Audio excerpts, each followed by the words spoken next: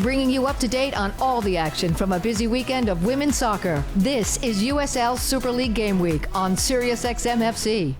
Welcome into Game Week on SiriusXM, where we dive into the USL Super League every single week, talking to coaches and players and the top stories across the league. Joined as always by Marion Crowder, I'm Anna Witte. Well, we've got a fun one because March awards have been announced. Player of the Month and Team of the Month has been announced, and Jacksonville has announced their first ever head coach. We dive into it all. In addition to that, we have a sit-down interview with Tampa Bay's Tash Flint about her career and all the success she's had to start the Super League. Marion, I know it's a big week in soccer. We've got a full slate of Super League games. It's also a big week in golf. And I know we're both kind of casual golfers. The Masters is taking place this weekend.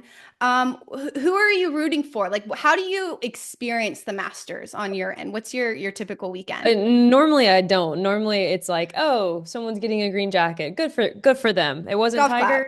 It wasn't Tiger this time? Oh, okay, got it. Yeah. No, but I'm actually entering a 6-tier player pool. Yes. So I've got some money on the line, so I'm going to be invested this time. I went with a couple questionable picks because I was just like, you know what?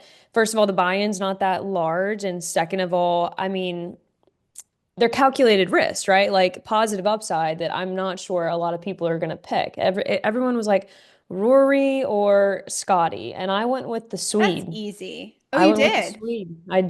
I did. Which You one? heard it here first. Ludwig Oberg. I don't know if I'm saying his name right, but he's nasty from what I've seen. Did a Okay. little research. Yeah, and then I'm ending my, let's see, because you have to pick one in each tier. So you Right. have tier 1, 2, 3, 4, 5.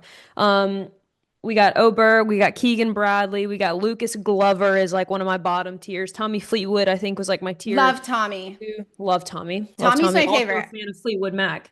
So that's why Okay. I like him. And Yeah. he's Australian. Like Australians are just cool dudes. I feel like to play golf and be successful at it, you kind of have to Is have a Tommy chill vibe. Australian? Because if he's Yeah, of course he Australian, is. I have to look this up. I have to look this up. If he's Australian, I have to change my whole, Well, because here's my thought process on Tommy. And then I love Lewis Hamilton, right? You know that. mhm. Huge Formula One gal. And so I was just like, I am gonna just go for the Brit guy because I love Lewis, so might as well make it Tommy as well. I thought Tommy was British, and if he's not British, I'm gonna be so upset. I'm gonna No, be so believe mad. me, Tommy's an Aussie. He's English. No, He's Tommy's English. Yes, he Australian. is. Tommy Fleetwood is English professional golfer. Okay, you caught me. I could have Okay. sworn Tommy was Australian. Maybe Well, I'm I thinking of was somebody about else. to, quite literally, the only person I Oh no. verbally cheer for has been Tommy Fleetwood, and I was about to be so upset that I have based this entire, cheering scheme on a lie because I wanted to also have a Brit that I can cheer for, similar to Lewis Oh, Hamilton. you know who I'm thinking of is Cameron Davis or Cameron Smith. Cameron Smith and Tommy Fleetwood. I get their I get them mixed up in my head for whatever reason because I love You just or wanted to Cameron give me Smith has the points. long hair Yeah, and you just he's a wanted to great give me- golfer. It's fine. Okay, I'm sorry guys. I love I do actually enjoy watching the golf and Anna's actually a much better golfer than I am, like no doubt. probably not. I did hit a birdie the other week, and that's where I feel like I hang my hat on golf. Thank you. Thank you. I appreciate that. I'll never be at the Masters. Maybe me and you can grab like some pimento cheese sandwiches and a lemonade and hang out at the Masters one day. I would love that.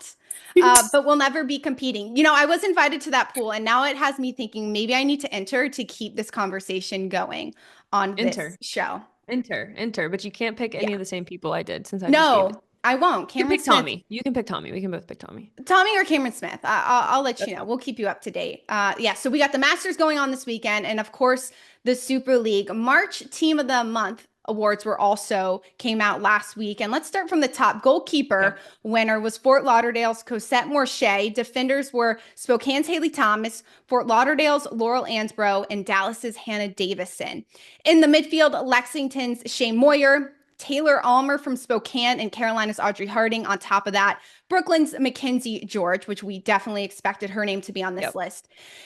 In the forward position, Tampa Bay's Tash Flint, Carolina's Mia Corbin, and DC's Gianna Gurley making the switch to DC and getting the award. Coach of the Month is Fort Lauderdale's Tyrone Mears, second-time winner. Fort Lauderdale was undefeated in the month of March, so congratulations to Coach Mears.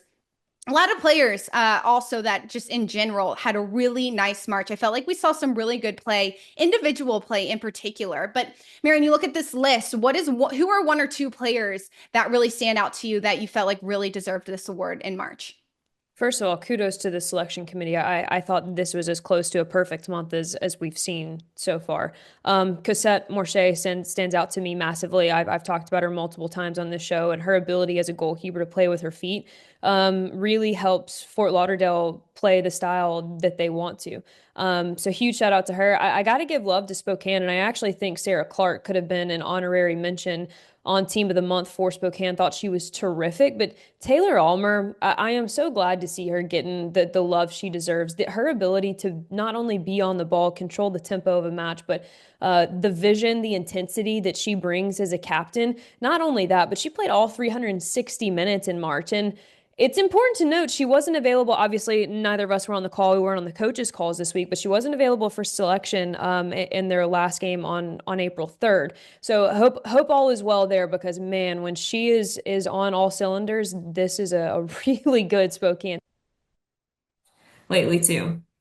Yeah, there was some really good players added to this list. I thought Carolina's Audrey Harding had her best performance that we've seen all season in the match against Dallas. Good to see her on the list. I really like seeing Fort Lauderdale's Laurel Ansbro on this list. This is her second selection, brand new to the Super League. Her being a player in the Super League who's had to deal with a changing in center back partnerships with Vaca going out with an ACL injury a few weeks ago.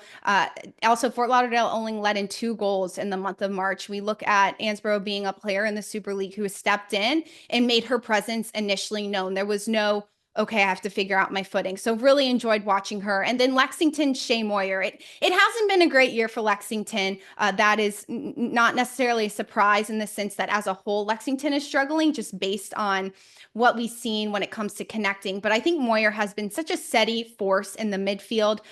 They've recorded 1 clean sheet and a 1 win in the month of March. And we're looking at Moyer to be a leader on this team. And I think she's handled this challenge so well. Moyer still being a young professional, and to have a midfielder like Moyer who's so talented on the ball, clean and consistent is a really bright spot for Lexington. So kudos for her to getting on this list. Yeah, and let me tell you, being a captain of a team that is going through a difficult time, that is a hard ask. Yeah. You are having to not only bridge the gap between the technical staff and the locker room, right? But you're the one that really the burden of positivity and can we still push to get better? That really falls on you as a captain, and as you mentioned, as a young professional, to take that on and to do it with as much grace as she had. Absolute kudos. I think. Also, Laura Ainsborough, stud, absolute stud. Good shout from you. I think for me, the only other mention is, Cam Lancaster is a starter on this for me. That's probably the only change that I would have. I think that her contribution to Dallas has been impactful, to say the least. I am so excited to see her continue, especially as we get into the stretch of hunting for a trophy. She's one of those clutch kind of players, really shines bright when the lights are at their brightest. I think she's going to be something special for Dallas for sure.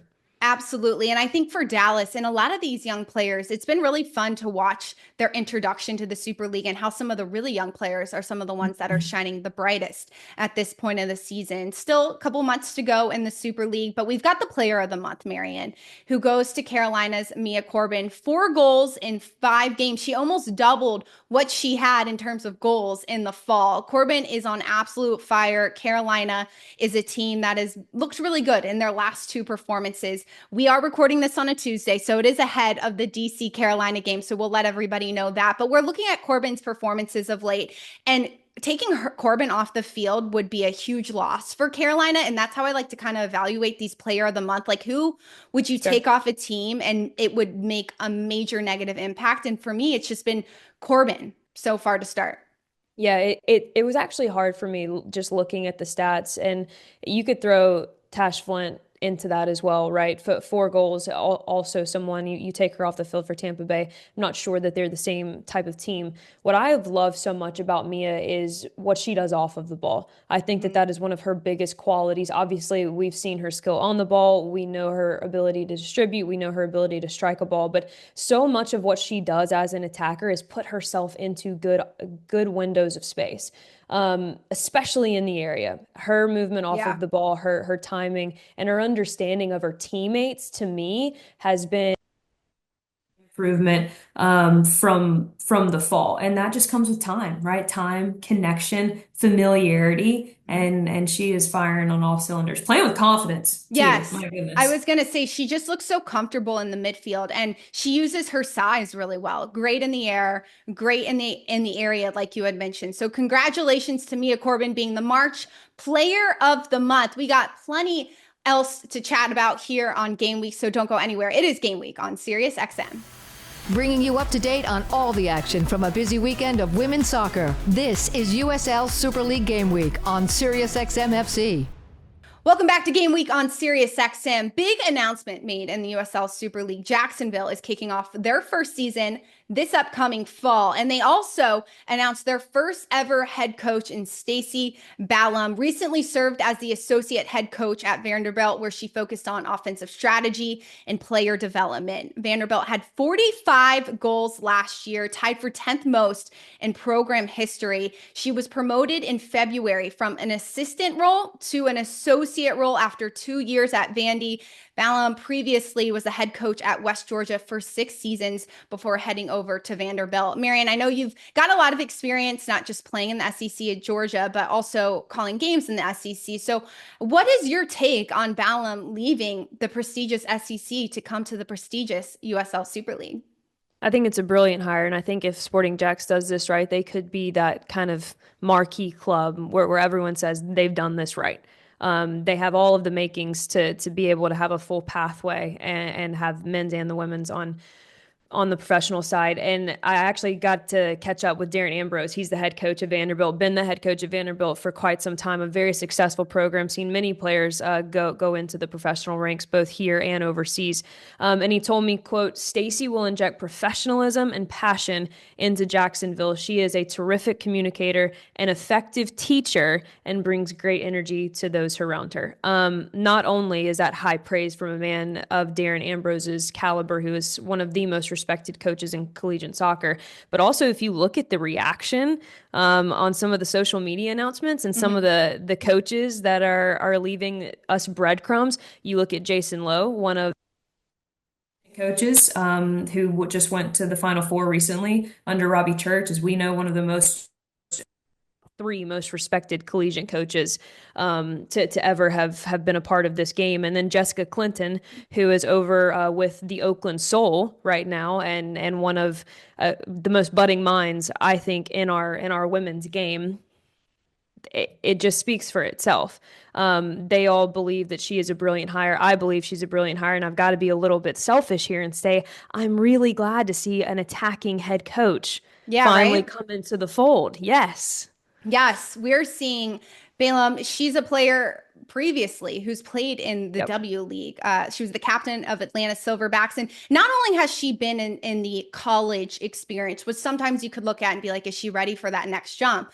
But Balaam also was a U.S. youth soccer scout. She's only 39 years old. And the fact that Vanderbilt really emphasized her being part of that player development. She's somebody who can really trust to be a leader. She's a great teacher, as we all know, based on how all these coaches are reacting on social media. And she's somebody, when you got a first year as a club, you want somebody who's a good leader, somebody who's excited to join what she's doing. She is going to end up setting the culture for what Jacksonville is going to do for years to come. So Balaam, I think, is just a great add as a woman as well, to be able to coach this team in the first ever USL Super League team for Jacksonville.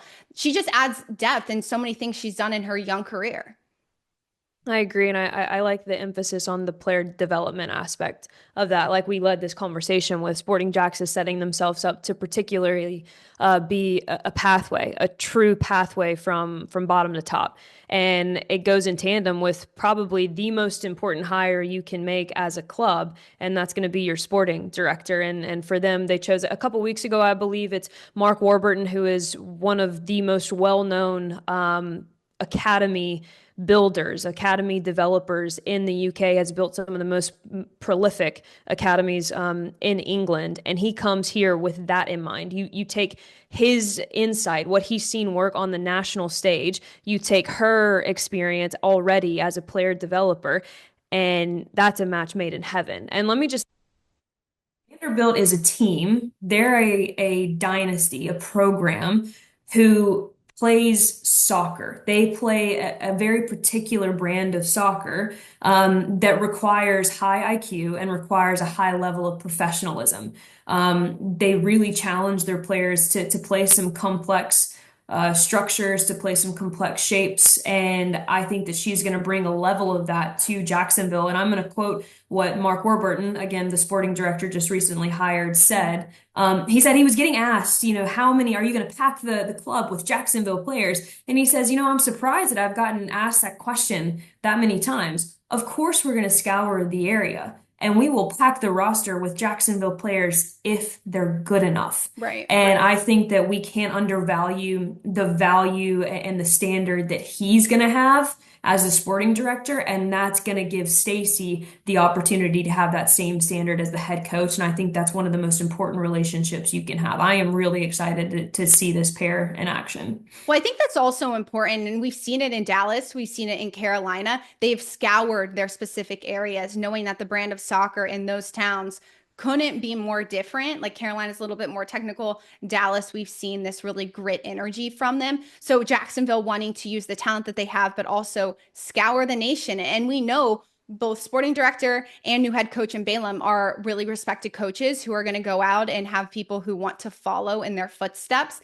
Maybe some SEC girls, Marion, but I think we're excited to see what they build in Jacksonville, and starting with a fantastic, firm foundation. That is absolute key, and you can't look past what Jacksonville is doing. They're investing in their future, and that starts with the leaders who are building this club. So congratulations to Jacksonville on announcing their first head coach, and we cannot wait to see them in action this fall. Well, we got a full slate of games this upcoming weekend. Carolina will take on Brooklyn Saturday at 7 p.m.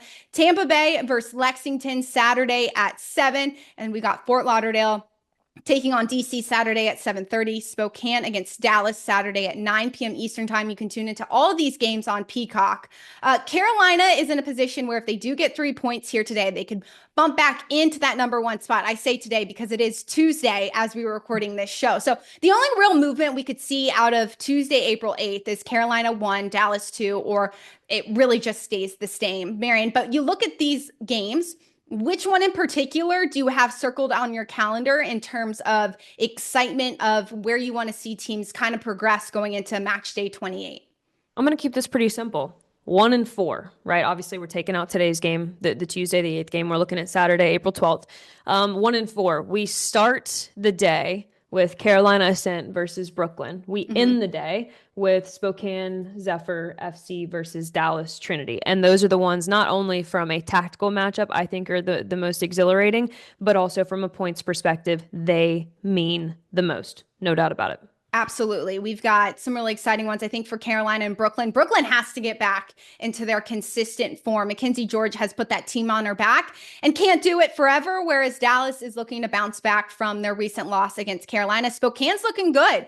They're in a spot where they're really trying to push into that playoff positioning, and a win over Dallas could give them the spark that they need in these last few weeks. Yeah, and we kept it simple when we did that breakdown of the closer that Spokane can stay to Tampa Bay, right? The better off they're going to be.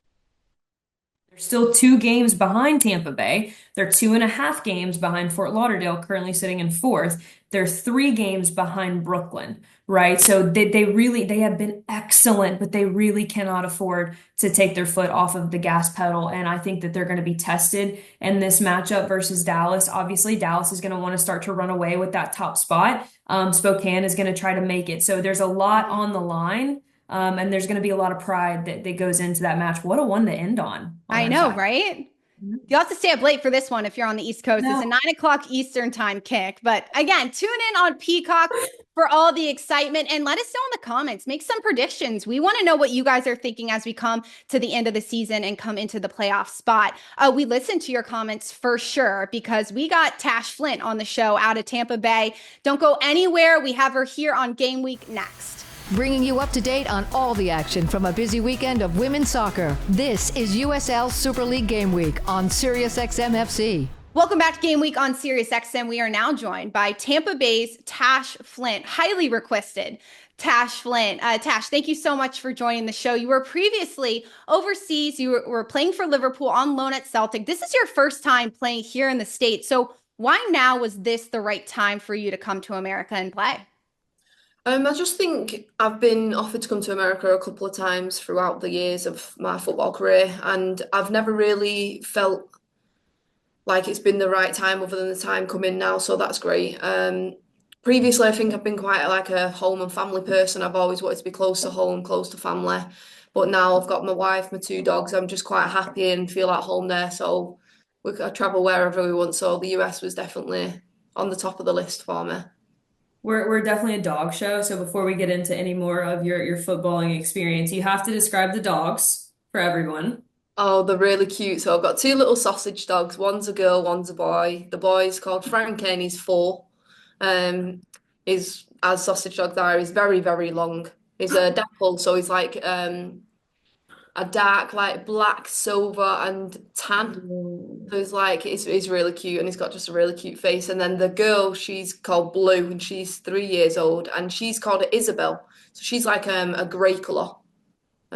Pure grey. So she's really cute as well. Does your wife bring them to the games? That's the question. So we can tell the No, cameramen, please look here. Okay. I know. I wish they brought them to the games, but they're not allowed. We're not allowed dogs in our stadium, which is a shame. I know. Okay, well, you Just guys do so disturbing. much right over there at Tampa Bay. We're gonna You have do. to start a petition to get that one fixed. 100%. She'll bring them every single time, definitely, because the sun's down as well at when our games kick off, so it'll be perfect. Yeah. Oh my gosh. Look, I want to kind of piggyback off Anna's question, and obviously timing was right for you to come Yeah. to the US, but there are a lot of opportunities over here in the US. What was the connection with Tampa Bay Sun specifically? I think it was just obviously Denise like shouting out to my agent and stuff, but I think it was more so what attracted me to Tampa is like one where Tampa is in Florida. It's amazing, the sun, the weather, and the background of the club. What they like told me what the background of the club was going to be like, and the players they was bringing in, but just interested me straight away. Really, and Tampa was the one I was going to. I was just sorting out a lot of situation at home. I get myself married and sorting the wedding out, which was it's quite hard. But yeah, it was all a bit of a rush getting here. So, but it was nice and I'm glad I've chose Tampa to come to.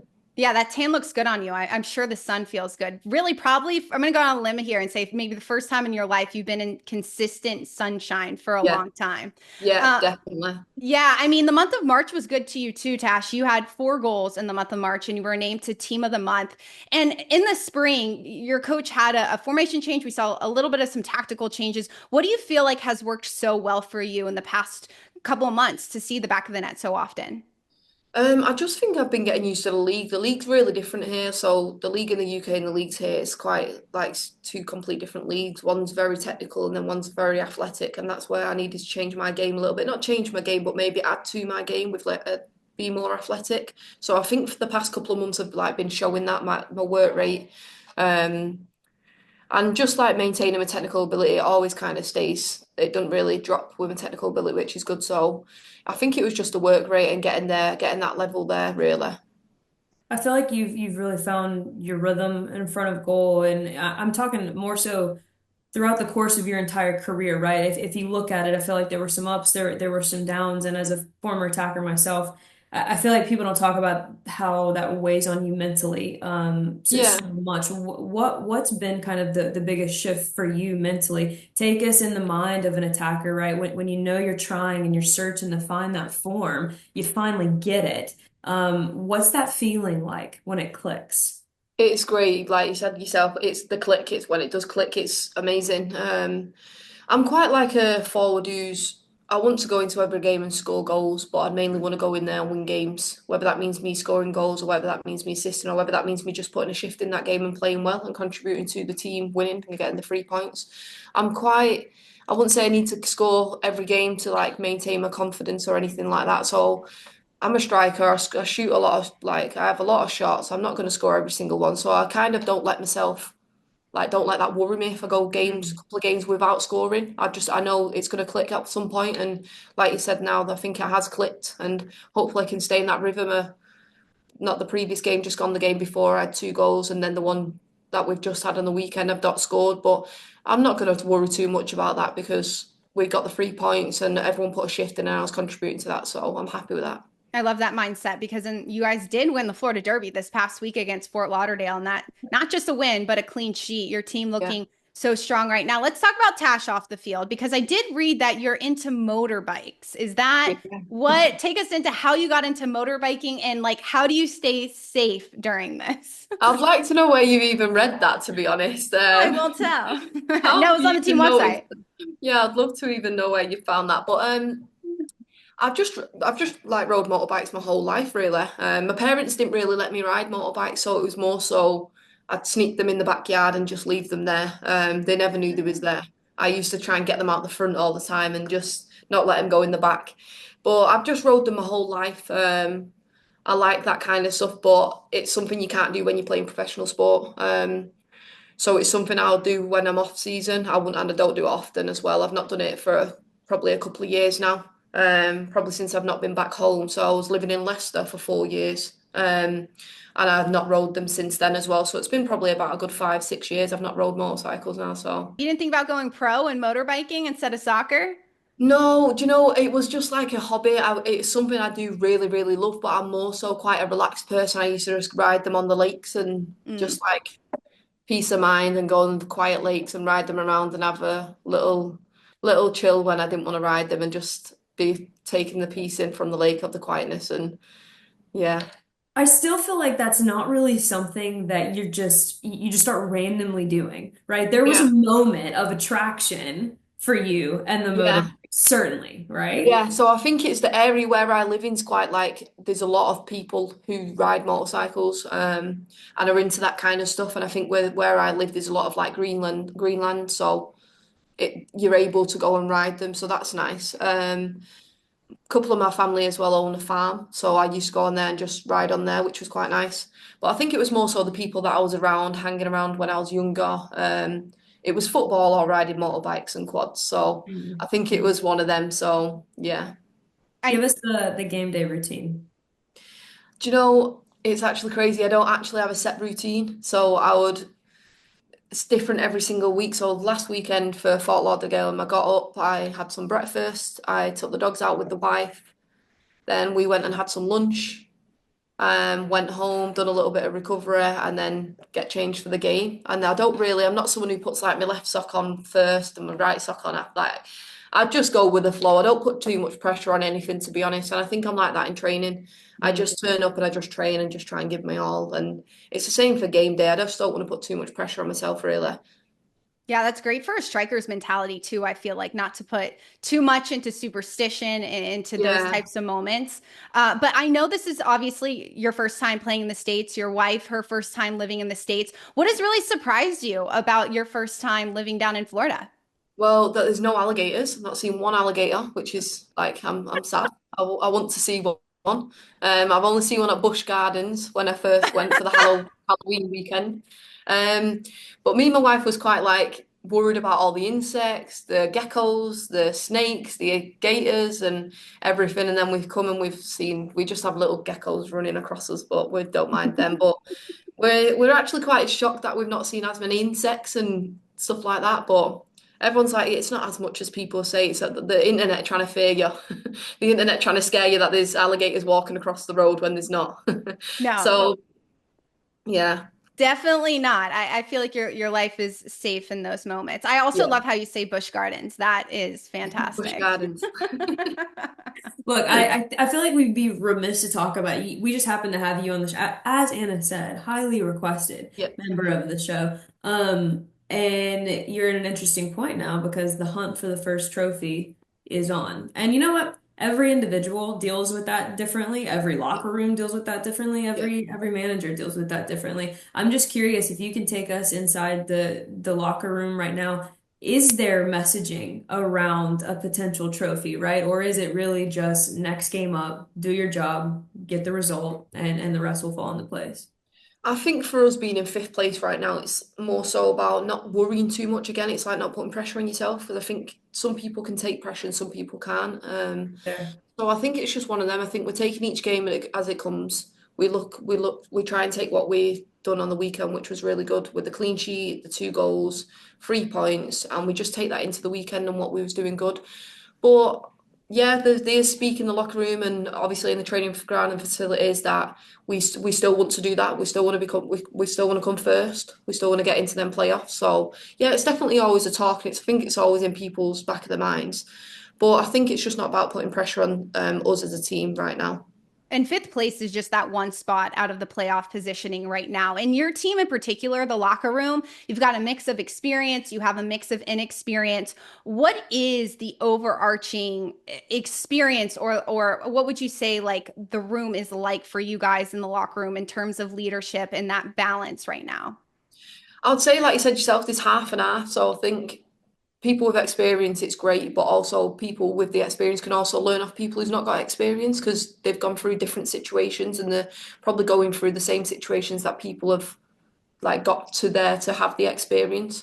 So I think it's just like have it like listening to everyone and everyone's got a say and everyone's got a mouth. I think that's what's great. But like I said, we need to just not put too much pressure on ourselves for all that. And I don't think our leaders in our team think they're better than anyone else, which is brilliant because I think sometimes you can get people thinking because they've got more experience that they should have a better say. And I don't think that's here. I don't think that's in Tampa.